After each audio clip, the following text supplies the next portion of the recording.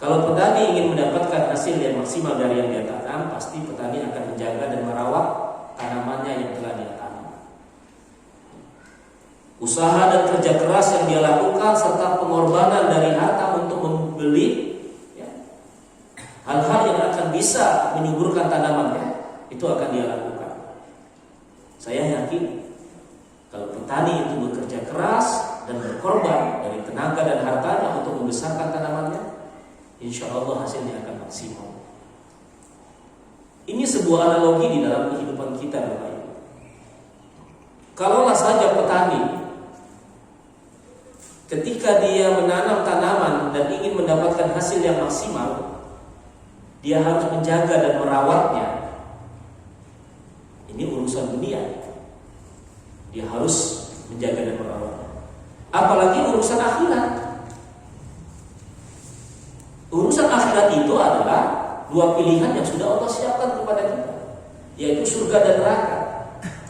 Otomatis kalau urusan akhirat itu kata Allah, bal tusiruna hayatad dunya wal akhiratu khairu wa abqa.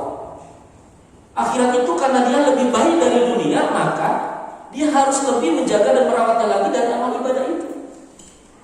Sholat 5 waktu yang harus kita jaga dan kita rawat.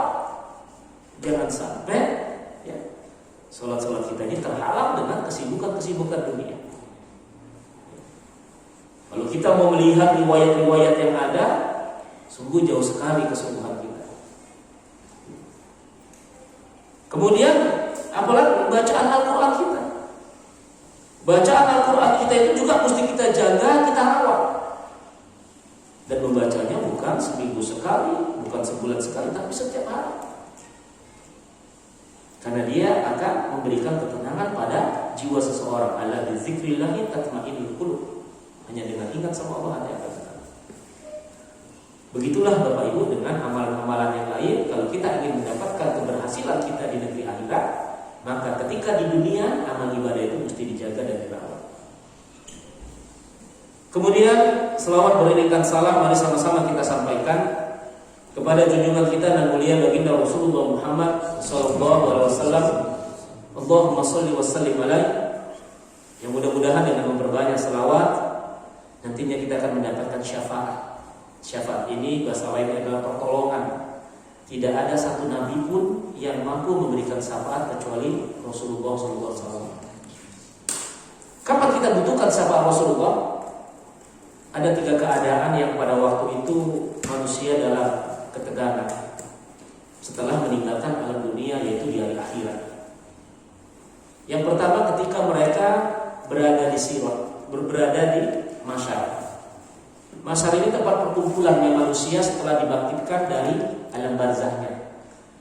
Jadi ketika tiupan sangkakala itu akan membentuk tubuhnya manusia kembali yang telah hancur. Kemudian sangkakala kedua itulah yang akan menggiring manusia menuju ke masyar. Dan manusia ketika berangkat dari barzah menuju ke masyar itu dengan fenomena yang berbeda-beda. Ada yang secepat kilat, ada seperti menunggang kuda, ada yang berlari, ada yang berjalan, ada yang kakinya di atas, kepala di bawah, dan yang paling terakhir wajahnya ditaruh di aspal, diseret oleh malaikat. Itu fenomena orang ketika menuju ke masyar.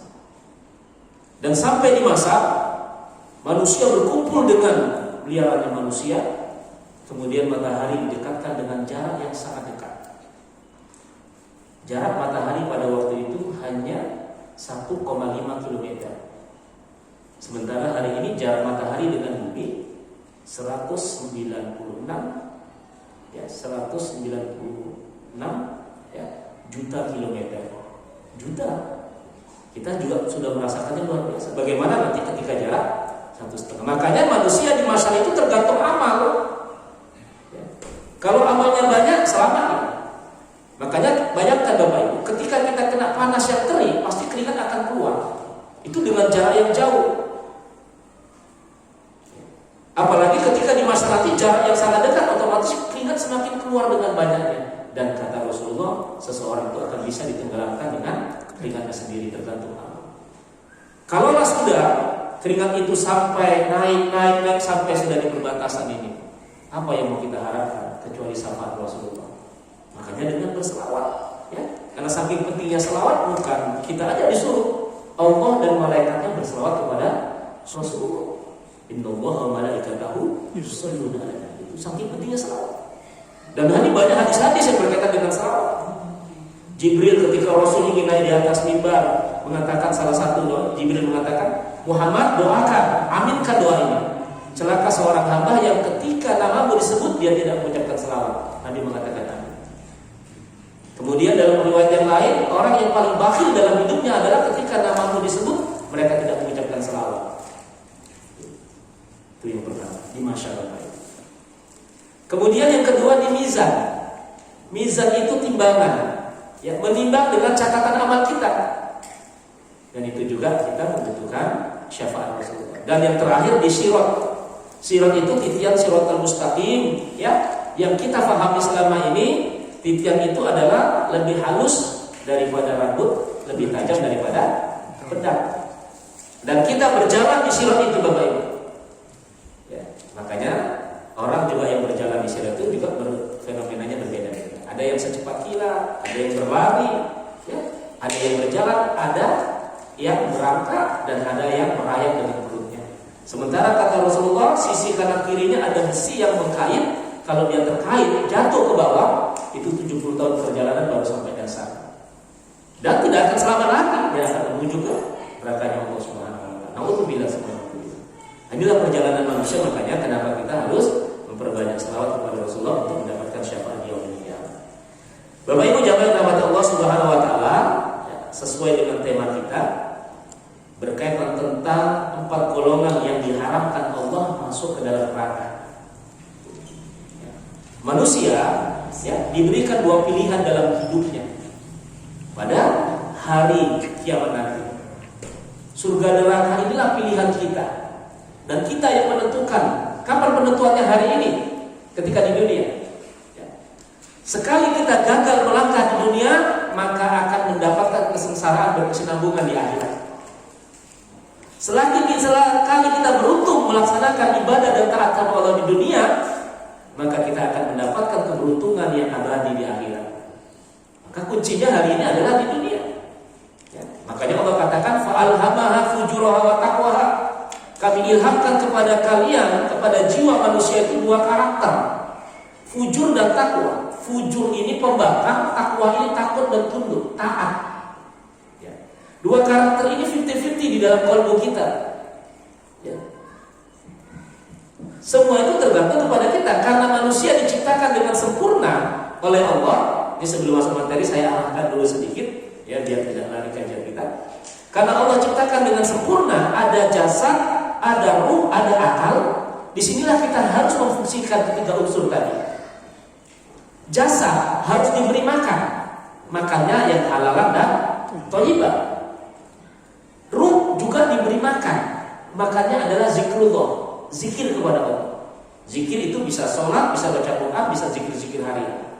Kemudian akal juga butuh makan, makannya adalah ilmu. Maka ilmu juga terbagi 2. Ada ilmu yang benar, ada ilmu yang salah. Maka ulama terbagi 2. Ulama warasatul anbiya dan ulama syuh. Ulama pewaris Nabi dan ulama yang merusak. Tergantung kepada kita. Nah, setelah kita memahami tentang nutrisi yang harus kita bangun, maka Allah tawarkan kepada kita, qad aflaha man zakaha wa qad khaba man dasaha.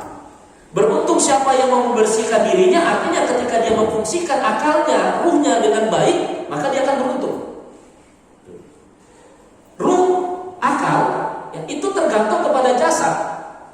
Kalau jasad diberi makan yang tidak baik, artinya yang haram, maka jangan pernah hati itu akan mendapatkan makanan yang baik, ya. Karena kalau sudah jasad itu termakan dengan makanan-makanan yang haram dan subuhat, itu berat untuk zikrullah, ya, berat untuk zikrullah. Maka ketika hati sudah berat untuk zikrullah, maka akal akan memunculkan pemikiran-pemikiran yang tidak baik.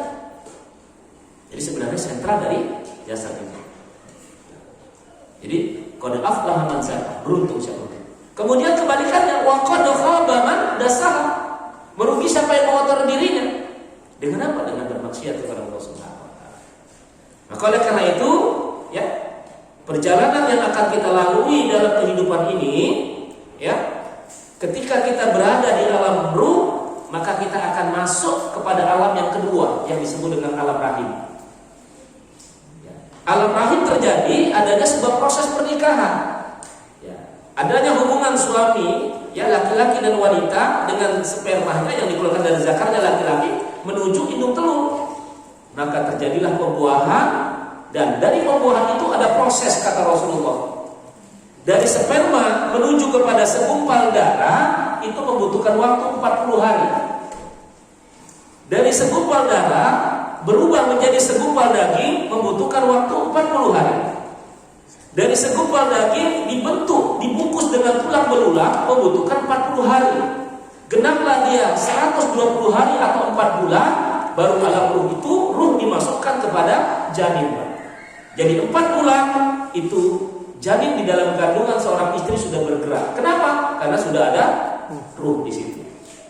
Nah, disinilah ketika sudah terjadi penyatuan antara ruh dengan jasadnya janin tadi itu, maka disitulah Allah Subhanahu wa Ta'ala mengambil kesaksian, mengambil sumpah, mengambil syahadat kepada sang janin.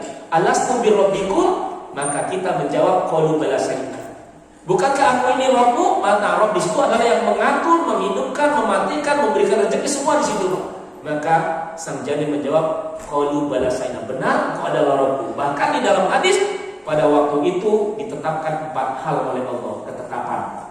Yang pertama ditetapkan tentang umurnya, batasan umur. Kemudian yang kedua tentang ajalnya. Kemudian yang ketiga tentang rezekinya. Kemudian yang keempat tentang takdirnya, baik dan buruk, sudah ditetapkan oleh Allah. Berkaitan tentang ajal dan rezeki, itu tidak bisa berubah. Kenapa? Karena ajal ketika sudah datang dari Allah tidak bisa dimajukan dan tidak bisa dimundurkan. Kemudian rezeki juga tidak bisa berubah, tidak bisa bertambah, hanya saja nanti barokah. Gitu. Makanya manusia jangan khawatir tentang rezekinya di dunia. Imam Syafi'i rahimahullah mengatakan kalau ada seorang hamba di waktu pagi dia khawatir dengan dunianya, Pak, kata Imam Syafi'i rahimahullah, dia akan menjadi orang yang kafir. Kalau dia khawatir dengan dunianya pada waktu pagi, dia bisa menjadi orang kafir yang mengingkari dalil-dalil Allah Subhanahu wa Ta'ala. Kenapa? Karena setiap makhluk yang bergerak di muka bumi di surat Hud ayat yang ke-6, Allah sudah berikan rezekinya kepada dia. Jadi setiap makhluk yang bergerak itu rezekinya sudah ada. Jadi tidak usah khawatir, gitu ya. Makanya dimanapun kita berada, insya Allah rezeki itu ada. Kemudian berkaitan tentang takdir baik buruknya itu bisa berubah kalau dia mau berusaha dalam kehidupan dunia. Ini proses. Makanya ketika terbentuknya ruh, disitulah ditetapkan oleh Allah. Proses di alam rahim ada waktunya 9 bulan. Baru keluarlah dia ke alam dunia, dan alam dunia ini alam ujian. Ujian untuk mengaruhi kehidupan ini, mau dia berbuat baik dan berbuat buruk. Kemudian setelah itu batas waktu di dunia kata Nabi 40 sampai 60. 60 sampai 70. Itu batas umatnya Rasul. Nah, makanya hari ini sisa berapa usia kita, itulah yang harus kita manfaatkan.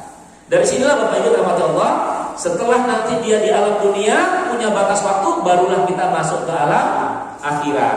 Alam akhirat ini diawali dengan alam kubur, dan alam kubur juga ada batasnya, sampai di situ barulah pindah nanti ke alam barzakh yang batasnya sampai menunggu hari kiamat. Di hari kiamat inilah ada 2 pilihan tadi, yaitu surga dan neraka. Maka oleh karena itu ada 4 golongan yang kata Rasulullah itu diharapkan untuk masuk ke dalam neraka.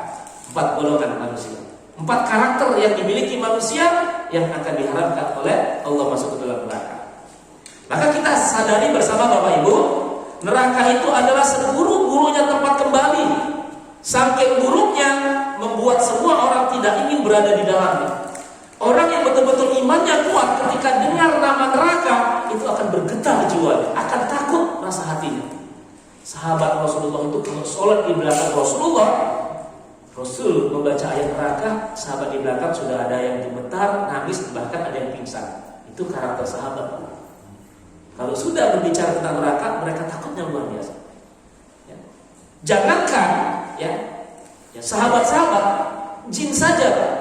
Ini ada pengalaman. Ya.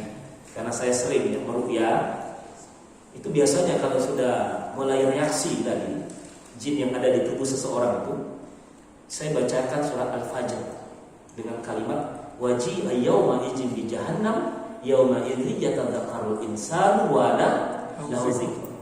Saya katakan kepada jin, kamu nanti akan nyesal. Saya waji'a yawma idzin bi jahannam, ketika Allah nampakkan neraka jahanam kepadamu, di situ kamu baru menyesal. Tapi apa kata Allah, penyesalan pada waktu enggak ada manfaatnya lagi. Ya, secara umum Pak, jin itu akan nangis, akan takut. Kita ulang-ulang semakin takut ya. Tak ubahnya seperti jin ketika Rasulullah membaca surah Ar-Rahman, Pak. Ketika Rasul membaca fabi ayyi ala'i rabbikuma tukadziban, ya, maka nikmat mana lagi yang kamu dustakan wahai jin dan manusia? 31 ayat diulang, Pak. Ternyata jin itu nangis, takut kepada Allah. Jadi jin itu dibacakan surah Ar-Rahman saja nangis, Pak. Takut sama. Kita dibacakan surah Ar-Rahman biasa aja. Kenapa? Karena nggak ada maknanya. Ya kan? Jangankan jauh-jauh Al-Fatihah itu, Pak. Kalau kita paham 7 ayat yang berulang-ulang, Allah turunkan ya kepada kita itu ya ratusan kitab, dan ratusan kitab itu disempurnakan dengan Al-Quran. Al-Quran itu terdiri dari 6.666 ayat. Ya. 30 juz 114 surat, coba. Menurut pendapat Ibnu Abbas, dari sekian ayat, sekian juz dan surat hanya disempurnakan dengan Ummul Kitab, suratul Al-Fatihah. Jadi induk daripada Al-Quran itu ada di Al-Fatihah. Dan Al-Fatihah 7 ayat yang berulang-ulang itu cuma ada di 2 ayat. Iyyaka na'budu wa iyyaka nasta'in. Cuma itu intinya. Jadi inti Al-Quran itu sebetulnya 2 ini. Iyyaka na'budu, hambaku telah berjanji kepadaku bahwasanya seluruh aktivitas hidupnya hanya untuk ibadah kepadaku, dan setiap permintaannya, keinginannya hanya meminta kepadaku. Cuma itu. Jadi ibadah sama Allah, minta sama Allah, cuma itu kuncinya hidup ini. Kalau ini tertanam dalam jiwa kita dalam aplikasi perbuatan, maka selamatlah kita. Itu intinya. Makanya Al-Fatihah itu dalam hadis qudsi adalah dialognya hamba kepada Allah. Kalau kita baca alhamdulillahirabbil alamin, sungguh hambaku sedang memujimu, kata Allah. Allah langsung jawab. Nah, makanya enggak boleh baca Al-Fatihah itu cepat-cepat, dan kemudian harus difahami makhrajul hurufnya. Kenapa mesti hurufnya mesti benar? Karena Al-Fatihah itu termasuk rukun dalam salat. Ikhwan fillah rahmat Allah Subhanahu wa taala, maka kembali kepada. Jadi neraka itu ya satu tempat yang sangat menakutkan, yang sangat mengerikan. Golongan jin itu ternyata mereka memiliki rasa takut yang sangat ya, ketika dimasukkan ke dalam neraka. Ya, sama ya, seperti jin itu. Kenapa mereka takut? Padahal mereka terbuat dari api, Pak. Neraka itu juga terbuat dari api. Api sama api kok takut gitu kan? Ya, ternyata beda. Sama manusia diciptakan dari tanah. Nah, kalau manusia ya diciptakan dari tanah, seharusnya dilempar tanah nggak sakit karena sama-sama tanah kan. Begitulah logika yang harus terbangun oleh kita. Maka oleh karena itu Allah katakan ya, inna sa'at mustaqar wa muqama. Sesungguhnya neraka jahanam itu seburuk-buruk tempat menetap dan tempat kediaman, kata Allah. Panasnya api neraka itu tidak dapat dibandingkan dengan api yang sering kita lihat di dunia. Berapa perbandingannya? 1:70, Pak. Coba bayangkan. Panas api di dunia cuma 1. Ya. Di neraka itu 70 perbandingannya. Kemudian ada tingkatan. Neraka itu terbagi 2, Pak. Ada neraka yang panas, ada neraka yang dingin. Kalau suruh pilih dari mana? Jangan ya, karena neraka dapat pilih. Ya. Kalau dinginnya luar biasa, akan hancur. Panasnya luar biasa. Kemudian ada 3 tingkatan. Ada dasar, ada tengah, ada atas. Jadi api itu ada yang paling bawah, ada yang tengah, ada yang atas, menyala-nyala. Yang paling bawah ini orang munafik, Pak. Orang kafir di bagian tengah, dan orang beriman yang punya dosa itu di atas. Gitu. Maka mana yang paling dahsyat? Yang di bawah, yang di tengah, atau di atas pembakarannya? Yang di bawah. Makanya orang munafik kenapa taruh di bawah? Karena dia bermuka dua di dalam kehidupan dunia. Oleh karena itu, ikhwan fillah rahmatullah subhanahu wa ta'ala, api yang dinyalakan kata Rasulullah oleh Ibnu Adam adalah satu bagian dari 70 bagian dari panasnya api Jahannam. Ya, menurut hadis Nabi sallallahu alaihi wasallam ini, maka dari sini ada 4 golongan manusia yang haram disentuh oleh api neraka tersebut. Siapa di antara mereka? Maka Rasul katakan, hadis yang bersumber dari Ibnu Mas'ud radhiyallahu an, qala Rasulullah sallallahu alaihi wasallam, Rasulullah bersabda, ala ukhbirukum biman tahrumu alaihi nar, qalu bala ya Rasulullah, qala kullu hayyin layyin qarib sahrin. Ada 4 golongan manusia kata Rasulullah, maukah kamu aku tunjukkan orang-orang yang diharamkan ke neraka baginya?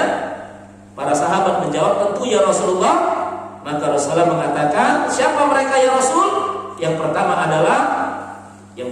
hayyin, golongan hayyin, yang kedua golongan layyin, yang ketiga qarib, dan yang ketiga sahrin. Kita akan bahas satu-satu secara singkat karena waktu juga. Yang pertama adalah hayyin. Siapa hayyin ini? Hayyin ini adalah golongan pertama yang haram disentuh api neraka. Karena hayyin adalah orang yang tidak suka memaki, tidak suka melaknat. Hayyin juga adalah memiliki jiwa yang teduh, baik itu secara lahir maupun batin. Selain hayyin ini teduh dan secara lahir dan batin, hayyin ini memiliki karakter sifat yang tidak mudah marah.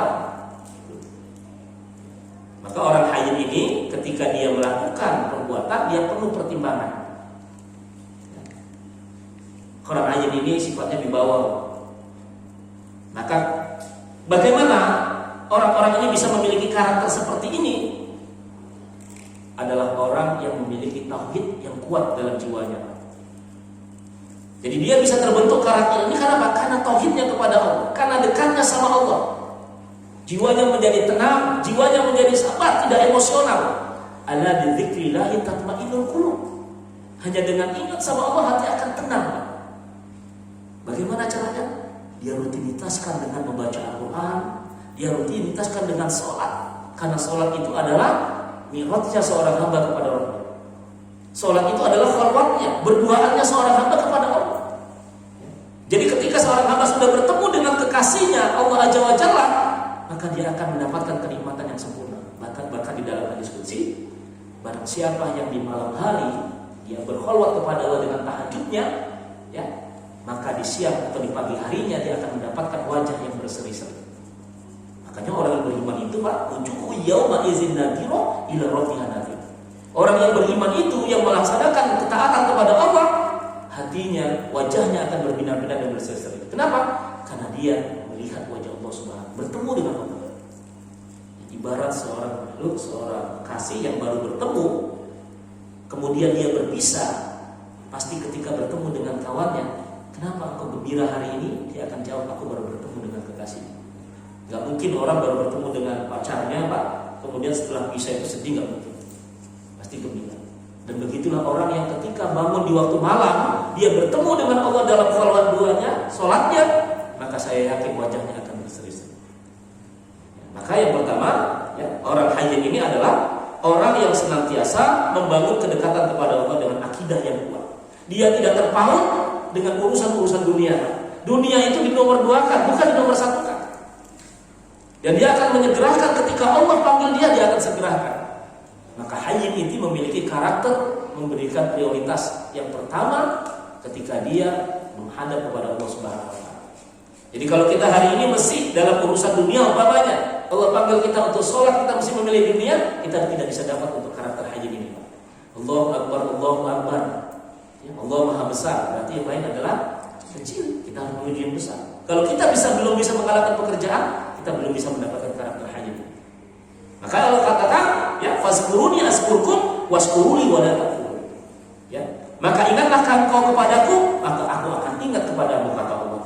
Bersyukurlah engkau kepadaku, janganlah engkau menjadi ingkar kepadaku, kata Allah. Jadi kalau kita ingat sama Allah, maka Allah akan ingat kepada kita. Maka bangun ketaatan dengan akidah yang kuat ya, di dalam kehidupan dunia ini. Prioritaskan Allah segala-galanya dalam kehidupan kita. Ini karakter hayyin, sehingga dia akan terbentuk sifat-sifat yang akan memberikan ya pencerahan kepada kita. Di antaranya adalah hayyin ini orang yang tidak suka memaki, tidak suka melaknat, ya. Kemudian jiwanya teduh secara lahir dan batin, ya, tidak mudah marah. Dan hayyin ini adalah selain tidak labil, dia juga mudah untuk tidak tersulut emosi. Jadi tidak mudah untuk emosional. Kenapa? Karena jiwanya tenang dekat kepada Allah, karena senantiasa berzikir kepada Allah.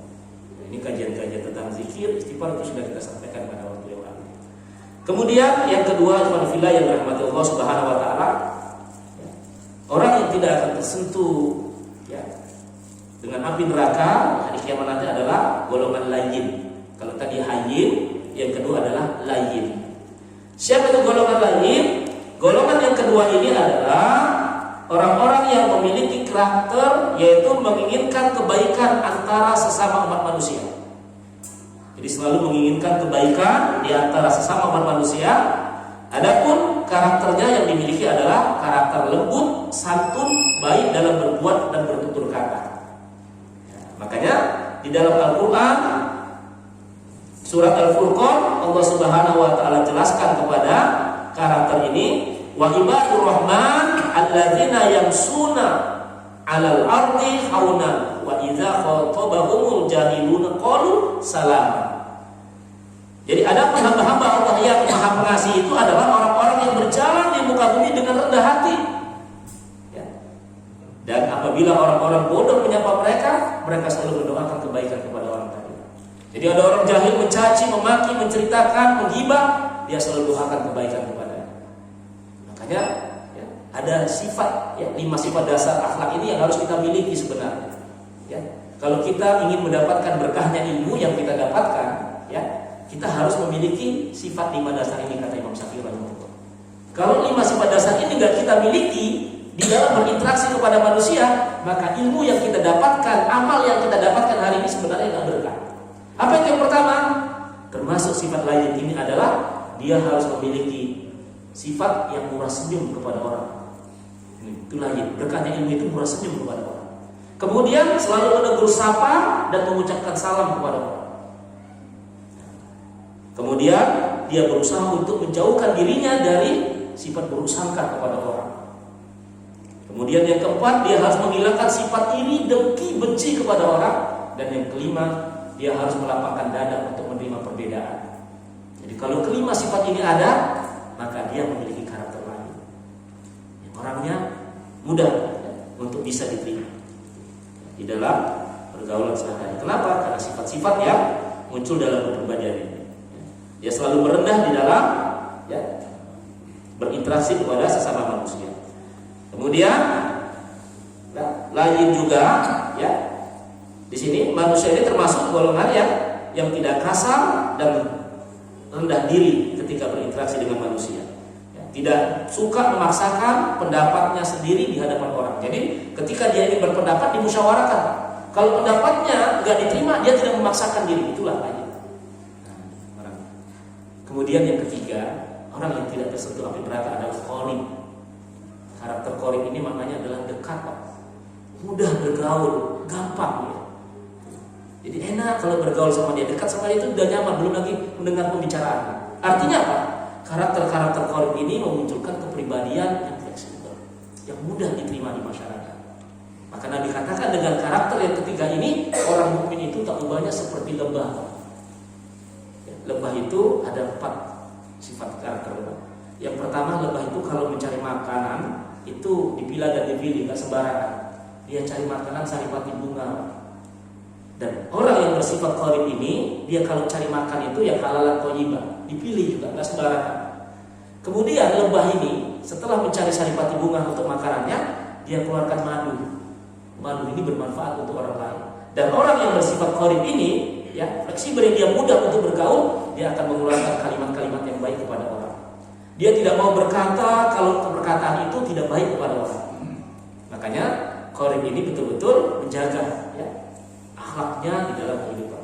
Kalau dia berbicara nggak mudah sembarangan, nggak mudah menyakitkan hati orang. Ya kadang ketika kita berinteraksi ini kadang ya padahal canda, tapi canda ini sebetulnya bisa menyinggung orang. Atau mungkin kita hari ini belajar ilmu ya dalam kajian-kajian kita. Ilmu yang kita dapatkan ini bagus, Pak. Tapi cara menyampaikannya salah, juga orang bisa sakit hati. Iya. Cara menyampaikan, makanya di dalam dakwah itu ada disebut dengan retorika. Bagaimana cara menyampaikan dakwah dengan benar. Ya.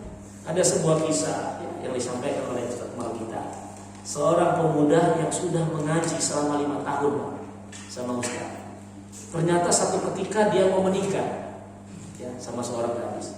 Ya. Akhirnya dia bilang, Ustaz, saya alhamdulillah sudah dapat jodoh mau menikah. Kata Ustaz, alhamdulillah lah, mudah-mudahan menjadi istri yang soleha nantinya untukmu. Kelang seminggu kemudian dia datang lagi kepada Ustaz dengan muka yang muram, dengan muka yang sedih. Ditanya, kenapa? Apa nggak jadi kamu menikah? Jadi Ustaz, tapi ternyata orang tua saya tidak mendukung acara saya dengan sunnah. Apa rupanya? Saya menawarkan kepada orang tua agar kiranya pernikahan tadi sesuai dengan sunnah, tidak ada musik, tidak ada yang lain-lain. Lantas orang tua saya marah tadi. Kemudian kapan kamu sampaikan kepada orang tua materi-materi tentang sunnahnya pernikahan itu? Ya, seminggu yang lalu Ustaz. Lantas Ustaz marah kepada dia. Kamu mengaji sudah 5 tahun, kamu menyampaikan sunnah kepada orang tuamu baru seminggu. Yang jelas orang tuamu menolak. Kalau seandainya selama 5 tahun kamu mengaji, kemudian kamu sampaikan terus kepada orang tua, mungkin orang tua akan paham. Ada terkadang sifat manusia ini ya suka ya, memaksakan diri untuk diterima sebuah pendapat dia, tapi caranya salah menyampaikannya. Maka bagi kita juga hari ini yang sudah taklim di mana-mana dapat ilmu, kalau mau menyampaikan dakwah, ditengok dulu ya, kepada siapa yang kita sampaikan. Makanya saya tadi ketika masuk di sini saya khawatir, Pak.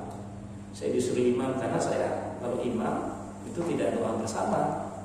Saya takut khawatir jadi masalah karena kebiasaan biasanya di satu masjid itu kan berdoa gitu kan ada 2 pendapat. Makanya tadi sifat akhlak yang kelima itu ya munculkan kelapangan untuk menerima perbedaan gitu. Jadi tadi saya khawatir gitu. Tapi kalau di daerah-daerah yang memang betul-betul itu terpaksa harus kita bawa fikih Syafi'i, ya kita bawa gitu. Inilah artinya keluasan di situ harus betul-betul dipahami. Jadi ada retorika. Makanya Qorib ini adalah orang yang mudah untuk bisa dekat dan mudah untuk akrab, dan ketika dia bergaul menyampaikan kalimat-kalimat perkataan mudah untuk didengar dan bisa diterima dengan baik. Kemudian yang terakhir, qanifillah yang rahmati Allah, orang yang tidak akan tersentuh dari api neraka adalah orang-orang yang memiliki karakter sahal. Siapa yang sahal? Ya, golongan ini adalah orang yang tidak suka mempersulit sesuatu. Tidak suka melambat-lambat ya pekerjaan, dan suka menolong dan selalu punya solusi untuk setiap permasalahan yang dihadapi dirinya dan dihadapi orang lain. Dan orang seperti ini sebetulnya kata Rasulullah cocok untuk menjadi seorang pemimpin. Jadi kalau orang pemimpin itu sebetulnya dia memberikan kemudahan kepada rakyatnya. Jadi nggak mempersulit, gitu. Ya. Atau di dalam sebuah kepemimpinan pengurusan, ya DKM, kalau ada jamaah membutuhkan, dia nggak banyak mempersulit, dia akan berikan dengan segera. Inilah sifat yang keempat ini, ya, yaitu sahal, yaitu orang yang tidak suka mempersulit sesuatu, suka menolong dan selalu punya solusi di setiap permasalahan. Dan tipe orang seperti ini kata Rasulullah, ya, sangat cocok untuk dijadikan teladan ya dalam kehidupan bermasyarakat. Makanya kalau ingin mencari pemimpin, ya tipe yang keempat inilah yang harus dicari. Ya, orang yang tidak mudah mempersulit dan bisa memberikan solusi ya ketika terjadi permasalahan di dalam ya perkumpulan itu. Ikhwani fillah rahmatullah subhanahu wa taala, inilah 4 golongan yang kata Rasulullah ya yang dijamin untuk tidak masuk ke dalam neraka Allah subhanahu wa taala. Yang pertama adalah hayyin, yang kedua adalah layyin, yang ketiga qorib, yang keempat sahal. Nanti Bapak Ibu bisa buka untuk lebih lanjut penjelasannya ini ya di YouTube. Itu banyak, setiap ustaz pasti akan menyampaikan hadis ini, Pak. Bapak bisa cari perkembangan pendalamannya di situ. Ya, silakan. Dan nanti di syarah hadis juga silakan. Allah a'lam bishawab. Mudah-mudahan bermanfaat. Subhanakallahumma rabbana wa bihamdika asyhadu an la ilaha illa anta astaghfiruka wa atubu ilaik. Billahi taufiq wal hidayah. Assalamualaikum warahmatullahi wabarakatuh.